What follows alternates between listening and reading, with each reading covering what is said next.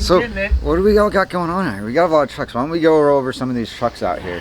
Mr. Cheeto. Mr. Cheeto. Look at that. Got that H1. Got an H2. Another H2. Another H1. Another H2. Another H1. Yes.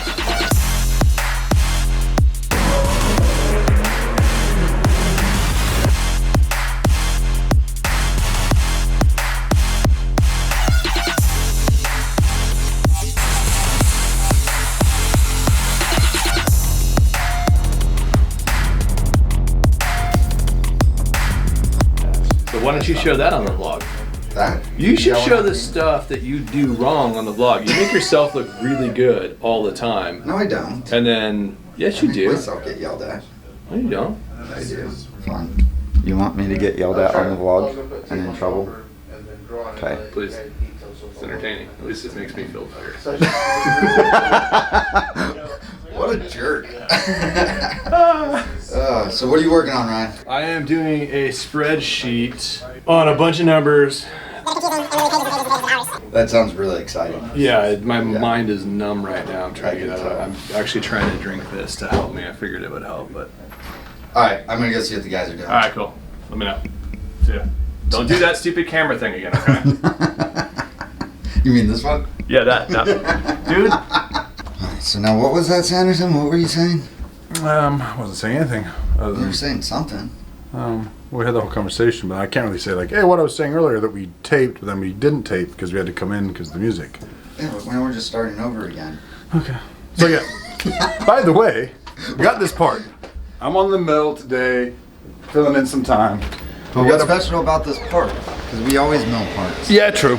A lot of them are parts for cosmetics, or just kind of a new part of our assembly items, like the big brake kit. You know, we make our caliper mounts out of a big brick of steel for a big brake kit. Stuff like that, which is required for a component or an upgrade. This particular part is something we came up with so we can tap into the coolant and get a multiple point pick for our temperature sensors for our heavy duty cooling package. So, two-step process. We're taking our blank, Op1 profiles it, mounting holes, drills and taps, and then we flip it over and it goes ahead and decks it and gives a cleanup pass on the holes there. So, pretty cool part. Something that you don't always see. It's something that came out of necessity, really.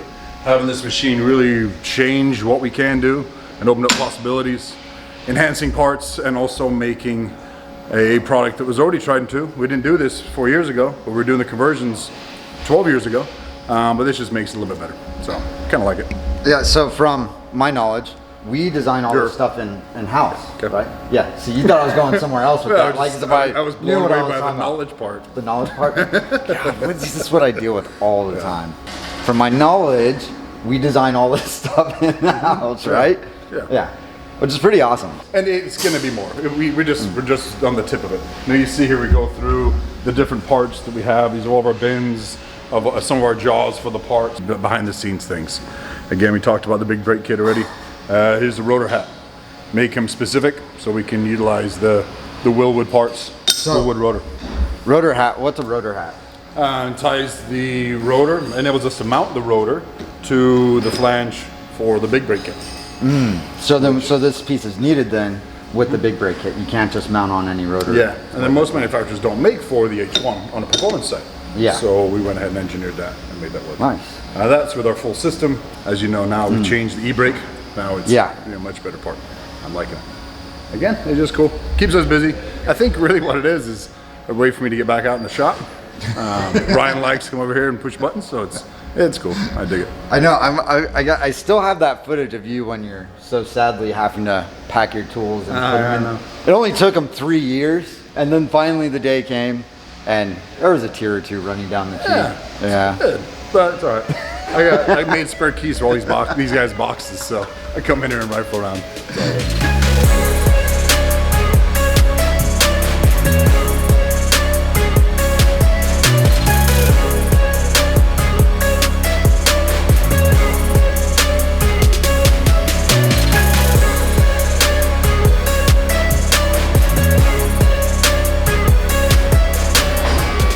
Alright guys, so I'm back here in the shop. We got Jared over here doing some pretty cool custom doghouse stuff for what, a turbo swap, right? On this regular H1? He had a NA motor and then he put a turbo in it. Got to fix the doghouse and fix the AC. What's wrong with the doghouse and the AC? Bigger in the back, different. So this is the inside of the doghouse. Turbo comes out to like right here. So what I had to do is chop up his old one, mold it. It's not done yet, but all that relief is for the turbo and the downpipe. So you had to re-fiberglass this whole section right here. I did. Correct? It's a little ugly still. I'm not finished. I'm about halfway done. So Gotcha. yeah, it's gonna look like this when I'm all done. All nice and pretty. Okay. So is that a long process? Yeah, it takes a while. 'Cause you gotta let the stuff cure. You gotta make all these special cuts. You gotta put all these little things on, all the little latches and stuff. It's a lot of work. And so we just took is that just a stock doghouse that's right there? The doghouse cover? This is stock doghouse, yes. And then just kind of cut it open and then redo the fiberglass in the section like. Right. Yeah, like I go inside and I put some foam down so I can leave an air gap behind the motor, and so it has room to cool down and stuff. So can we take a look kind of inside? Yeah. Since the doghouse is all gone, kind of see what the difference is and why it needs to be cut out now with the turbo system in there? Grab my flashlight here. Here, I'll come in on the other side. Yeah, that's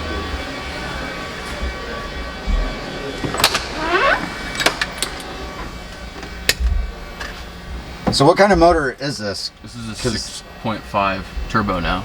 Gotcha. Because this isn't like a DURMAX swap or anything like that. This is just a standard 6.5 Correct. Hummer motor. I guess another company, the customer had someone else swap their motor over to add the turbo, and in doing that, his truck was never set up for it, so I have to modify the AC and the doghouse to make everything work. I think that a shop would have done that when they did the swap, right?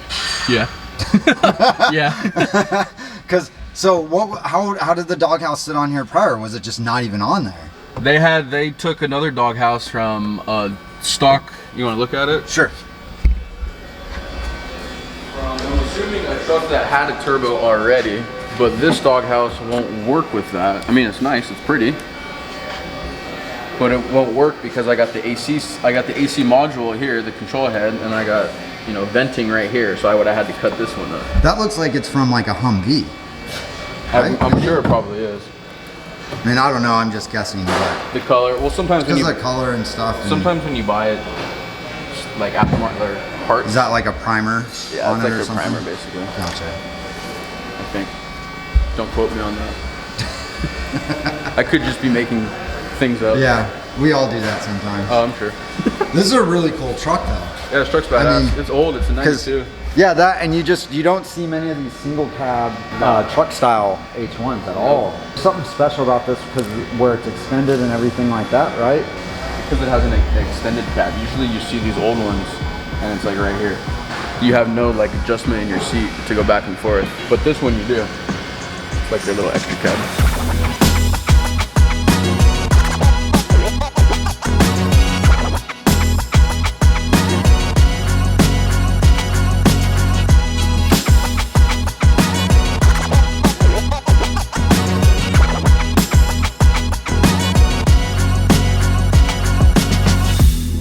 So, I saw the other day, we're working on this black truck over there, over in the corner on the other side of this thing, not this one, on the other side.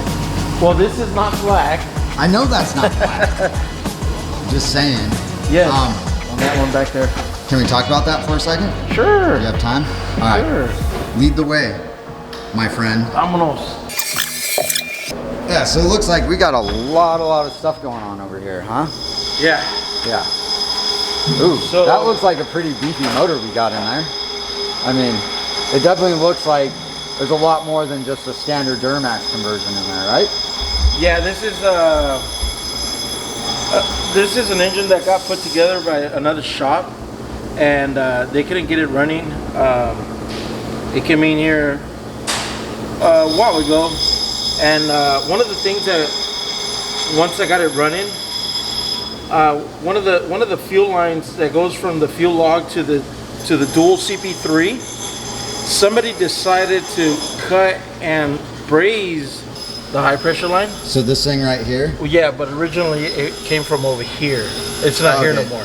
So what, we had to relocate it for some reason, or? Yeah, we had to relocate it because for one, that braze broke.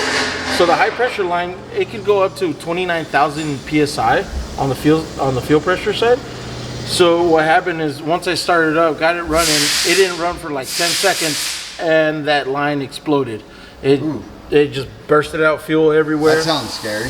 It was a little bit, just seeing all that fuel coming out. So I shut it off right away and find out that one of the high pressure lines broke. Let me go get it.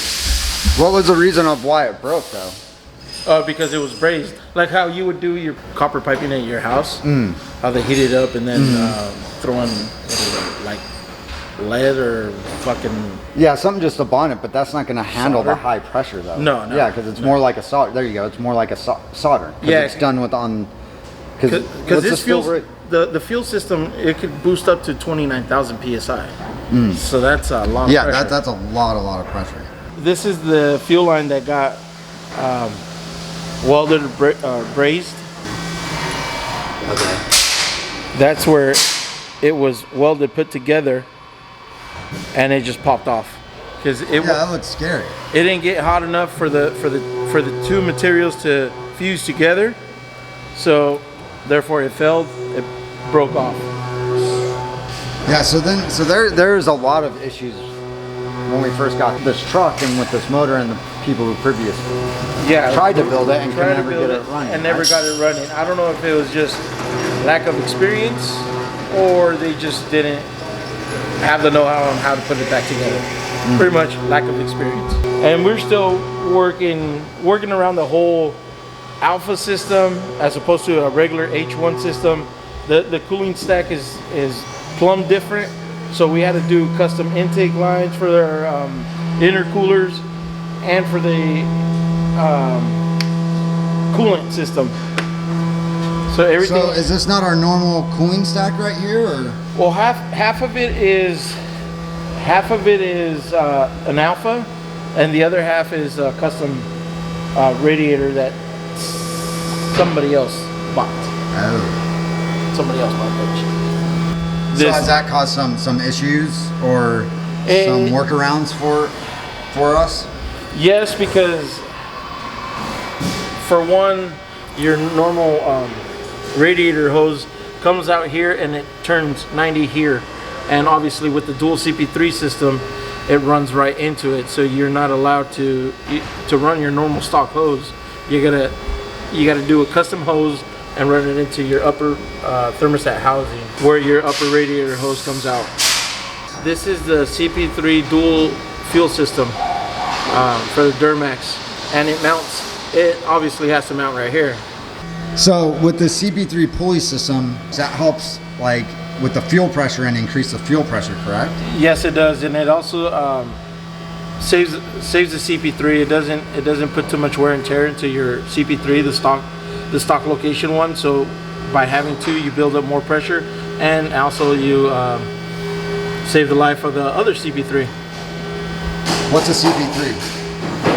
The CP3 is the fuel injection pump for the DURMAX. So once we get the motor dialed in and you get this all up and running good, are we doing any other performance stuff or upgrades or anything else to the actual body of the truck itself? Yeah, we're going to be adding our front bumper, our D-ring brush guard, and rear bumpers.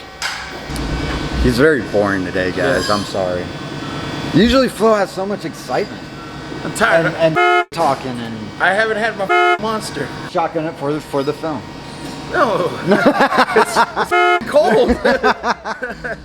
So what are you doing, Cheeto? How have you been? Good. You're never on camera. You always hide. I'm busy.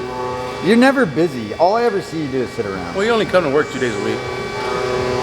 I work every day of the week. Not here. Doesn't mean I'm not working. Well, from your I don't. couch, living on So borrowed. what are you doing? Finding parts for somebody outside. Finding parts for somebody outside. Yes.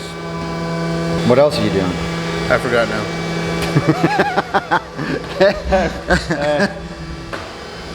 I remember. Oh, well, I'm gonna follow you then. Okay. Let's see. Okay. What are we doing? See if we get you on film. For I a gotta little check bit up on here, Mike huh? real quick. Go this way. This way? Yeah. This way? Oh, out front. Oh, we got a lot of stuff out front. Yeah. Got that H1. Got an H2. Another H2. Another H1. Another H2. And another H1. Yes. Jeez, why do... It's funny we got so many H2s because recently, you know, we just did the episode with an H2. Yes. But prior to that, we had a million people asking about H2s. And we didn't have any. Now we got. And then all of a sudden, like overnight, we have all these H2s. Yes. So, what's going on with these H2s? This one was a conversion, but it was just for service. Yeah, so that's the one that we had on film. Yes. They had service, is done, waiting to be picked up. This one And came what's back. going on with this guy? The previous one's been done, need to get ready for smog. So this one, we did a conversion on it as well? A long time ago. Gotcha, so, It's an old LOY motor. So now being in California, it has to be smog ready. EGR's back in and get it IM readiness for it. And this one is Mel's. Yeah, this is Mel's new truck. Yes, his other. So for you guys who don't know who Mel is the guy with the crazy slant back truck that we did the insane rear bumper on. That was in one of our previous, actually kind of one of our first episodes. It was like I think it was our second episode. Yes, second or third episode. Did crazy custom rear bumper on his slant back. And then he just recently picked up this guy, which is probably going to get some crazy stuff done to it as well, I would imagine, knowing Mel. Yeah, this one's a little bit, but not as much. Still stock. Gonna get new bumpers, change out his lights, new radio. No conversion? Nah, not yet probably. Maybe later. Mel, you're going to have to get a conversion. You know you're not going to be happy with this thing without a conversion in it. Just saying. I know you're going to want one. So right, Cheeto? Yeah. Yeah? Yeah. Yeah. Oh, that's real convincing. Yeah. Do another one. But this is a clean truck, though. It is clean. It's nice. The interior's nice. It's all stock factory still. Yeah, nice soft top, 4-door. There's some paper Super there. clean inside. Super clean. This thing's really clean in here. Oh, wow. That's a nice truck. It is nice. Some new tires on it. Yeah. We took his old bumper off his other truck and put it on this one already. Oh, this was his old bumper? Off the green truck. Oh yeah, that's right, because we did the crazy custom one, and so This one's so laying then there. he just had this one sitting around and then threw it on there. Yeah, we stored it for like 5 months and then we finally put it on this. Oh, that's perfect. That worked out perfect then. For him, yeah. Oh, it's got our little rear light bar on here. Yeah, our rear light bar, we're taking those two off, putting another Put light some underneath. new ones on there. Underneath, yeah. And then Nice. his new radio has a setup where you can control light functions or other auxiliary stuff off the radio itself instead of like switches. Off the radio. Yes. Oh, that's great.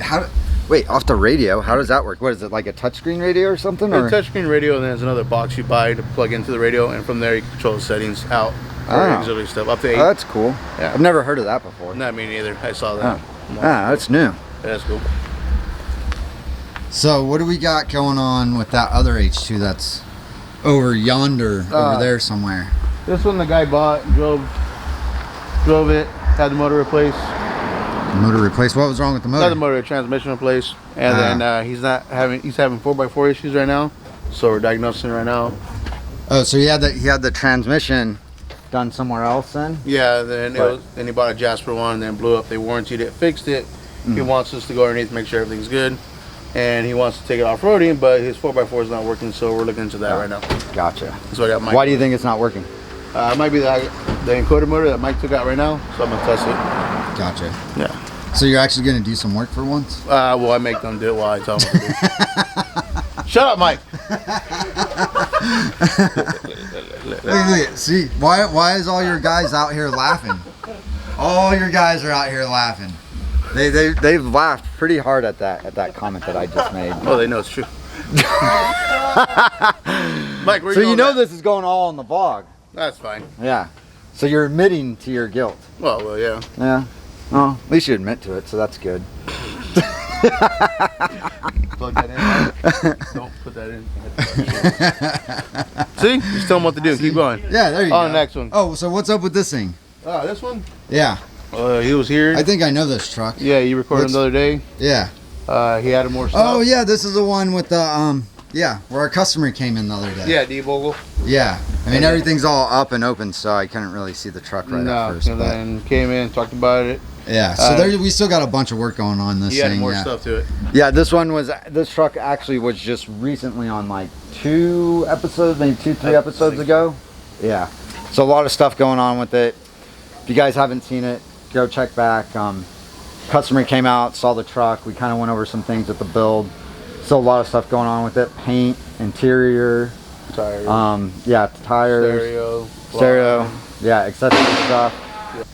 We got this truck, which I know this truck very well. It's that guy that I know, Steve.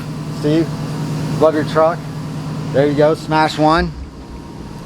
That's his Instagram right there. So what do we got going on with Steve's truck?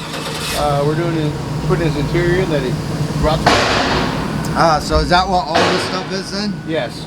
Gotcha. So right now we took the interior out, putting sound in right now, get it ready, and go from there. Sounds exciting. Yes. This is a cool truck though. I really like this truck. Yeah. I remember, and this was and the funny thing is, this truck right here has a DURMAX conversion in it. And this is a truck, prior to Steve owning the truck, we actually did the conversion on a long time ago, correct? Yes. I believe Yeah. it's a football player. Oh, was it a football player? I think so. I'm not Yeah. sure. There was 2 of them we did. Yeah, so we originally did the work on this truck and now it's back. Yeah. Not for the work, but for different stuff. Yeah, more work. Yeah.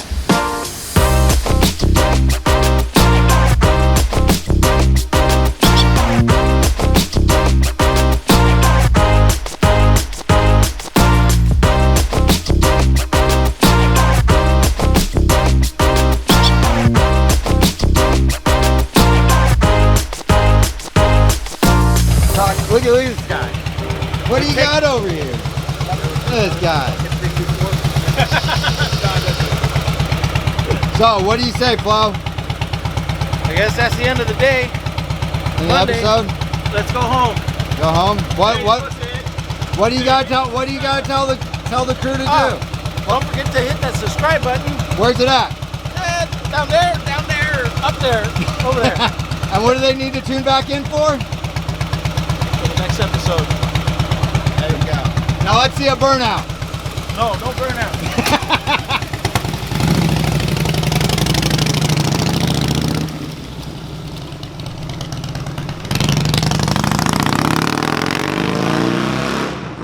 Is it true the camera adds 10 pounds? Can you do a little Photoshop, you know? Maybe give me a 6-pack? So we'll go to it. So basically, he's kicking me out of here, saying that he doesn't want to talk to me I got anymore. stuff to do. Did you forget what you were talking about there for a second? For a little bit. Forget what you're actually even doing? Yeah, sometimes. Well,